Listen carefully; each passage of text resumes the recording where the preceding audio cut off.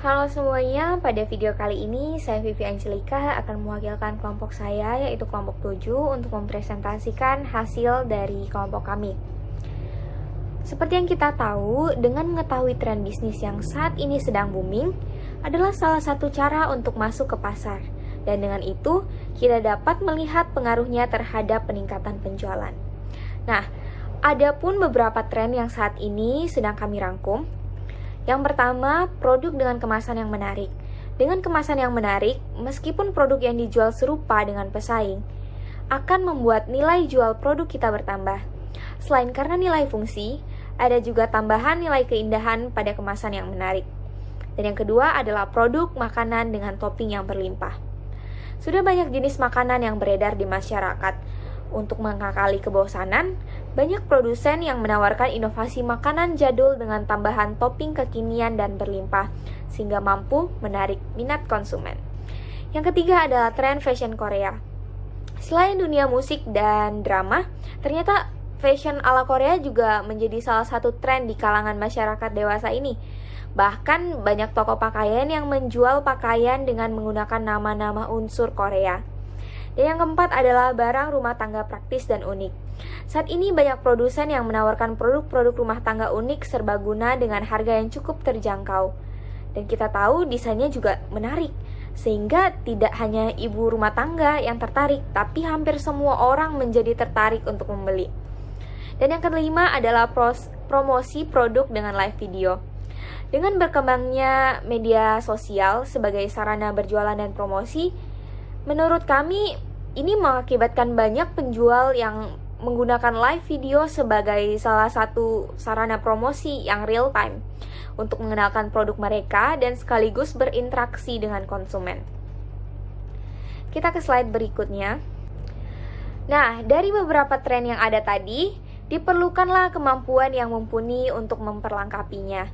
Kemampuan yang ada kemudian disesuaikan agar dapat membangun bisnis yang sesuai.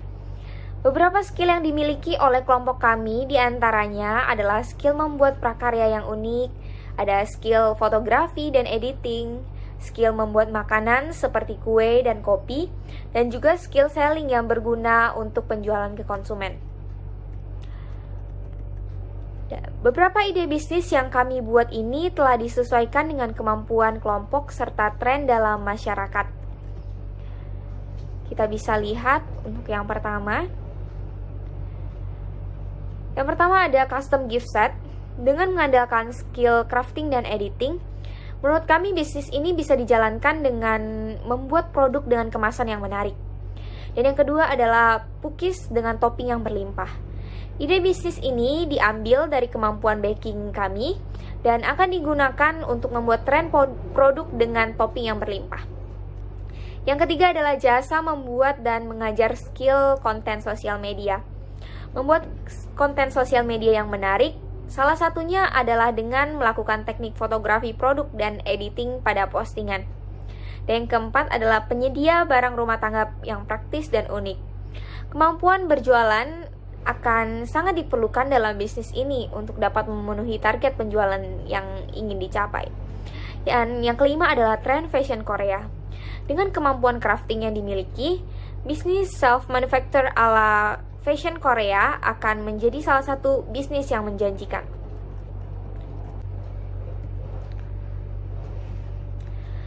Dalam menjalankan bisnis, diperlukan analisa lingkungan eksternal agar dapat mengidentifikasi faktor-faktor apa aja sih di luar lingkungan perusahaan yang dapat mempengaruhi keberlangsungan suatu usaha. Nah, ini adalah beberapa analisis lingkungan terhadap bisnis secara umum. Yang pertama, lingkungan politik dan hukum.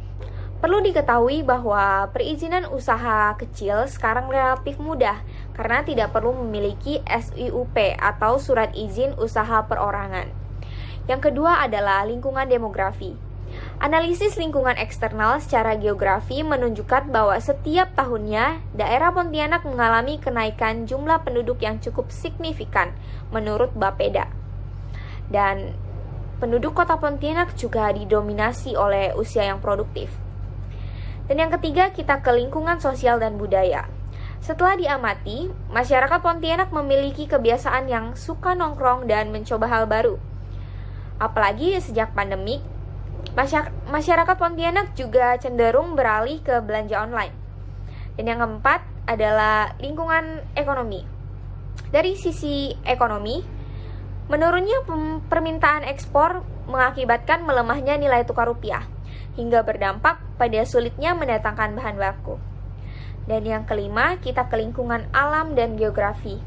Dari segi ini, Indonesia adalah negara penghasil berbagai bahan baku dan beragam, dan memiliki tanah yang subur. Namun dikarenakan daerah yang terpisah oleh pulau dan lautan, maka sulitnya transportasi menjadi masalah dan bertambahnya biaya produksi.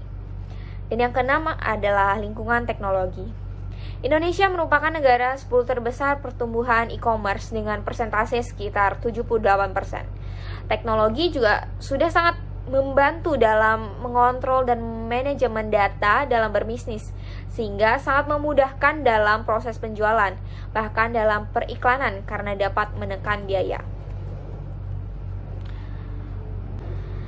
Nah, dari 5 ide bisnis yang kami lampirkan sebelumnya, kelompok kami telah melakukan survei terhadap 155 orang dengan meminta mereka memilih salah satu dari 4 ide bisnis yang menurut mereka akan booming jika dilakukan.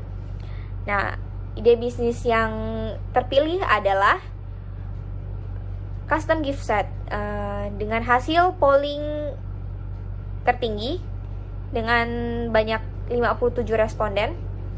Kemudian disusul oleh Pukis dengan posisi yang kedua dengan 48 responden.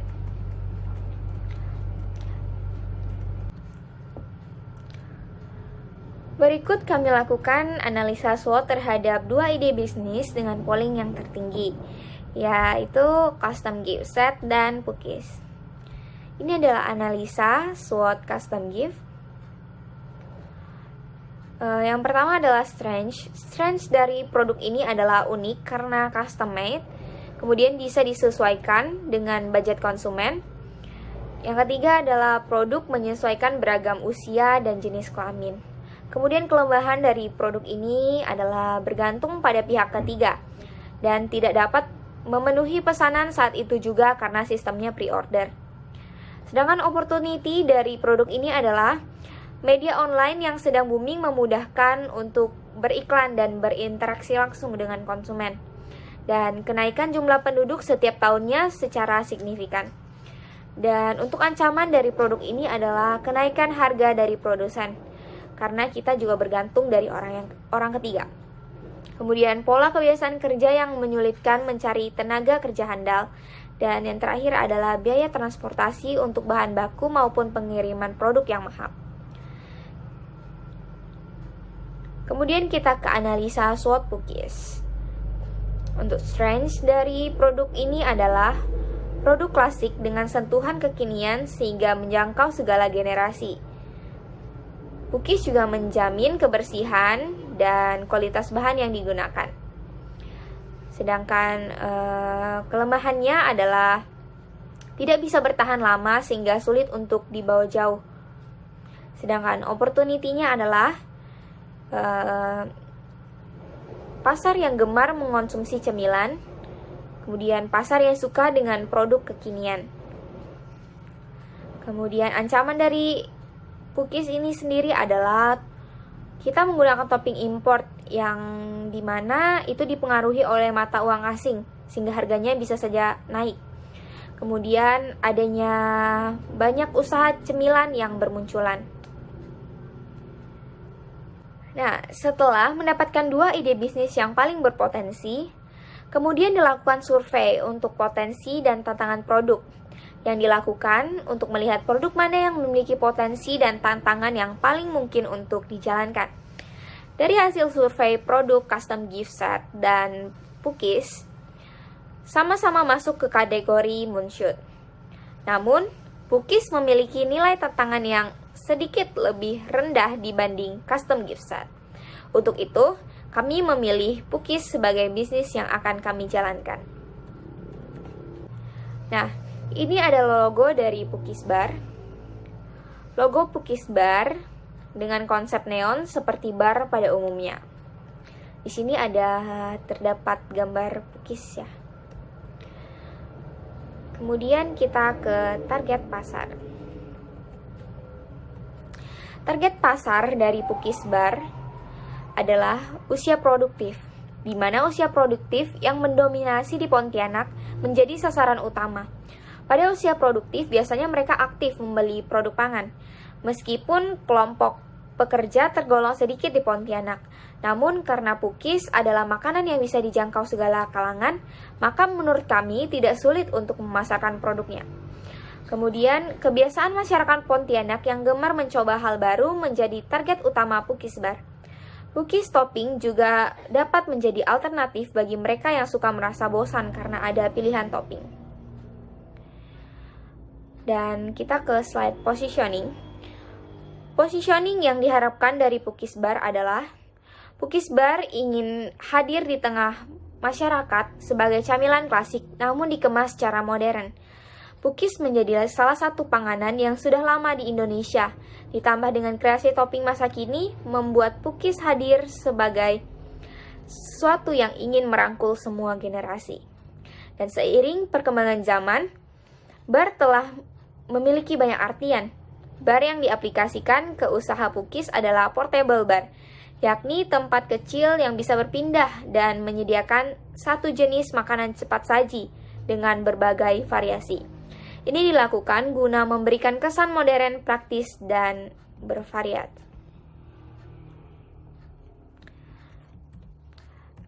Setelah memiliki gambaran ide bisnis yang ingin kami jalankan, kami melakukan survei pasar terhadap 10 orang responden terlebih dahulu untuk mengetahui tanggapan mereka terhadap produk kue Pukis secara umum. Dan dari hasil survei yang didapat, pertama, waktu membeli Pukis yang paling banyak dipilih responden adalah pagi hari. Responden menikmati Pukis untuk sarapan bersama dengan minuman hangat. Yang kedua adalah kebanyakan responden laki-laki memilih Pukis original, sedangkan perempuan cenderung memilih Pukis dengan tambahan topping. Dan ada pun jenis topping yang banyak dipilih yaitu coklat dan keju. Responden juga cenderung suka dengan topping manis dan cenderung skeptikal terhadap Pukis dengan topping asin. Untuk itu, hanya sebagian responden yang tertarik untuk mencoba Pukis dengan isian asin seperti sosis atau tumis daging. Responden kebanyakan memilih membeli paketan karena dianggap lebih praktis. Tidak perlu repot, pilih, dan hitung berapa banyak yang harus dibeli. Selain itu, paketan dinilai akan lebih mudah dibandingkan membeli satuan. Sedangkan responden yang memilih membeli satuan dikarenakan mereka lebih bebas memilih dan menentukan harus membeli berapa sesuai keinginan dan kebutuhan.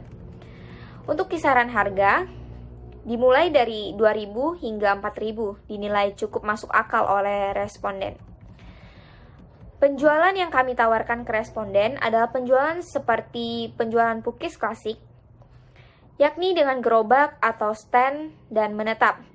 Sebagai responden merasa lebih nyaman untuk langsung membeli ke tempat dibandingkan harus memesan dengan sistem PO. Rata-rata responden setuju jika ada sistem online yang memungkinkan konsumen memesan terlebih dahulu dan diambil setelah selesai atau diantar menggunakan transportasi online. Dengan tampilan, bentuk klasik Pukis telah mengakar. Responden cenderung menjawab topping dibuat berlimpah di luar agar lebih memikat mata dibandingkan dengan topping ala kadarnya di bagian luar namun ada isian di dalam. Setelah melakukan survei, maka kami membuat konsep produk yang akan kami jual, yaitu penjualan dilakukan langsung secara menetap dan menggunakan gerobak, dan penjualan akan dilakukan dalam 2 waktu dalam sehari, dari jam 6 sampai 9 pagi dan jam 4 sore sampai 9 malam. Kemudian Pukis dijual satuan dengan harga yang mulai dari 2.000 hingga 3.500, tergantung dengan topping yang dipilih. Penjualan paketan dengan isi 1 paket 5 buah seharga 15.000 dengan ketentuan topping dari toko. Pembelian satuan akan dikemas dalam food paper bag, sedangkan paketan akan dikirim dengan food paper box. Kemudian pembeli dapat menghubungi sosial media Pukis Bar melalui WhatsApp atau Instagram untuk melakukan pemesanan terlebih dahulu dan diambil sesuai dengan jam yang telah disepakati di hari yang sama. Kemudian membentuk pukis standar dari cetakan yang telah ada di pasaran dengan tampilan topping berlimpah yang ada di luar tanpa isian di dalam. Kemudian topping akan didominasi topping manis seperti mesis, keju, kental manis, kacang, selai, dan rasa-rasa.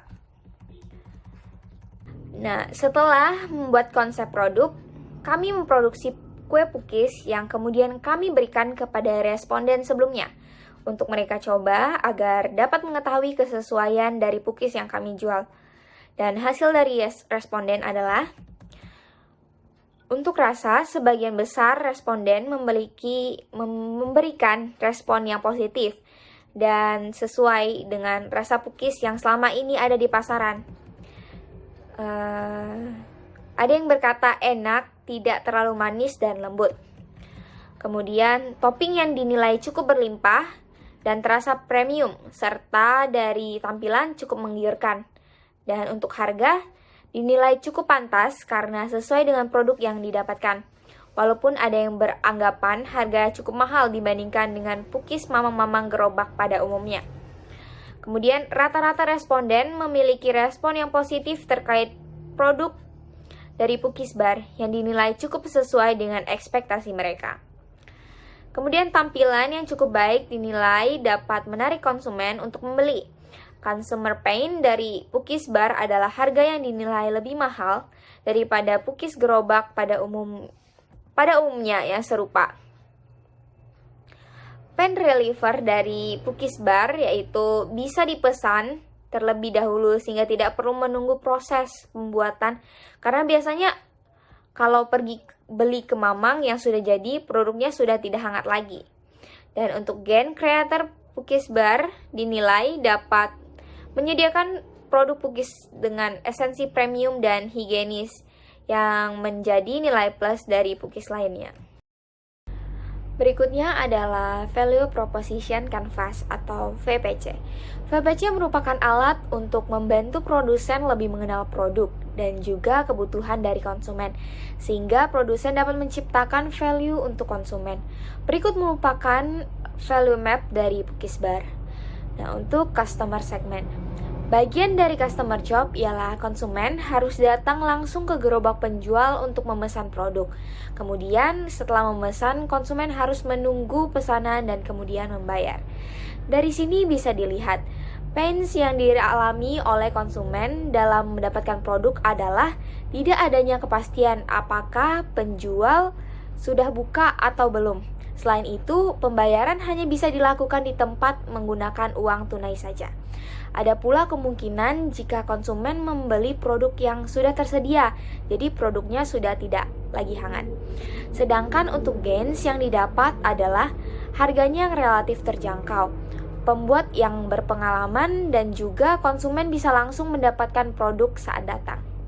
Selanjutnya pada value proposition, konsumen dapat menghubungi penjual melalui media sosial dan penjual membuat pesanan terlebih dahulu dan diambil sesuai waktu yang diinginkan, sehingga konsumen tidak perlu bingung apakah toko buka atau tidak dan juga mengurangi waktu tunggu. Nah, untuk Gen Creators, Pukis Bar sendiri menawarkan beragam topping kekinian yang berlimpah dengan menjaga kualitas pembuatan produk. Dan selain itu, Pukis Bar juga menawarkan sistem pemesanan melalui media sosial terlebih dahulu yang mengurangi waktu tunggu, dan pembayarannya juga bisa melalui e-wallet yang memudahkan konsumen. Meskipun harga yang ditawarkan dari Pukis Bar relatif lebih mahal daripada produk serupa, namun Pukis Bar tetap memiliki pain relievers yang ditonjolkan, yaitu penghematan waktu dan tenaga. Konsumen tidak perlu membuang tenaga untuk datang ke toko tanpa kepastian apakah ada buka atau tidak. Selain itu, dengan sistem pemesanan terlebih dahulu, konsumen dapat lebih menghemat waktu menunggu dan menawarkan penghematan waktu dan tenaga, serta kualitas produk yang selalu dijaga. Pukis Bar dapat mencapai kesesuaian atau fit antara value yang ditawarkan dan kebutuhan dari customer segmen. Membuat strategi manajemen untuk menjalankan suatu bisnis menjadi bagian yang penting. Untuk itu, kami membuat bisnis model Canvas sebagai alat untuk memetakan arah bisnis ke depannya, yakni sebagai berikut. Ini adalah Pukis Bar Business Model Canvas. Yang pertama adalah Key Partners. Kita bekerja sama dengan berbagai pihak, mulai dari penyedia bahan baku, penyedia perlengkapan penjualan, kemudian menggandeng influencer atau food vlogger. Kemudian key activities-nya adalah penyediaan bahan baku, proses produksi, konten media sosial, promo dan engagement dengan konsumen melalui media sosial.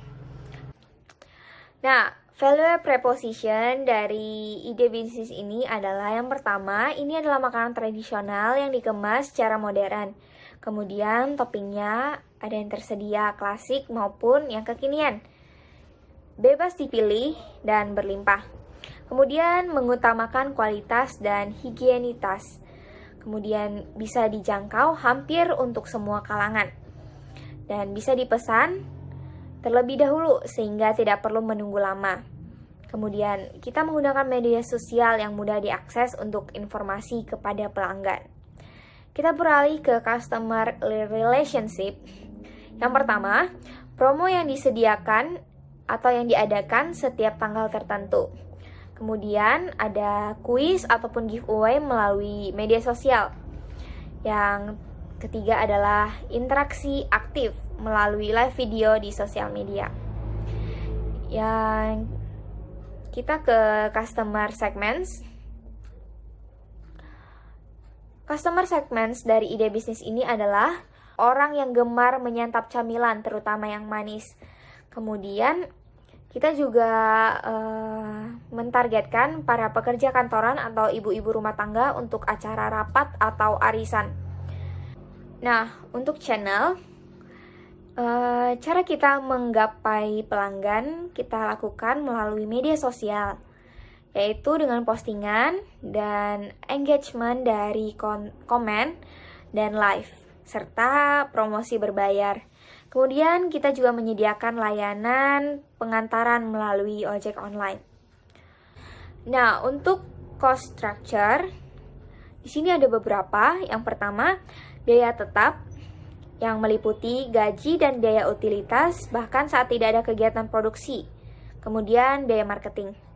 Dan ada biaya variabel meliputi biaya bahan baku, biaya penunjang produksi seperti gas, air, packing, dan lain-lain.